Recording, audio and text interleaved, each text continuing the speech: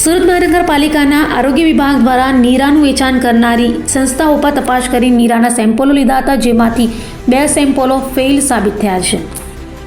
દૂધની પ્રોડક્ટ વેચનારી સંસ્થાઓ પર તપાસ બાદ સુરત મહાનગરપાલિકાના આરોગ્ય વિભાગે નીરાનું વેચાણ કરનારી સંસ્થાઓ પર તપાસ કરી સેમ્પલ તપાસ માટે મોકલ્યા હતા, જેમાંથી 2 સેમ્પલ ફેલ સાબિત થતાં તેમની સામે પગલાં લેવાશે.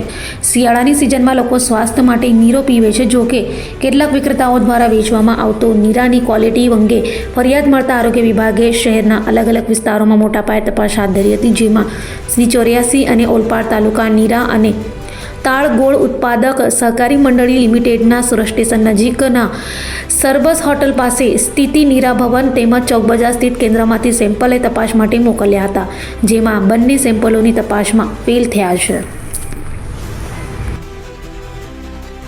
સમીપ Desai, food safety officer, Surat મહાનગરપાલિકા. સુરત મહાનગરપાલિકા વિસ્તારની અંદર લગભગ 6 જગ્યા પરથી નીરાના નમૂના લેવામાં આવેલા હતા. એનો રિપોર્ટ આવ્યા પછી 2 નમૂના સબ સ્ટાન્ડર્ડ જાહેર થયા છે. એની ઉપર આગળની કાર્યવાહી કરવામાં 6 સંસ્થામાંથી નમૂના લેવામાં આવેલા હતા અને 84 અને ઓલપાડ તાલુકા નીરા અને તાળગોળ ઉત્પાદકની સંસ્થામાંના 2 નમૂના સબ સ્ટાન્ડર્ડ આવેલા છે. એની ઉપર કાર્યવાહી કરવામાં આવશે.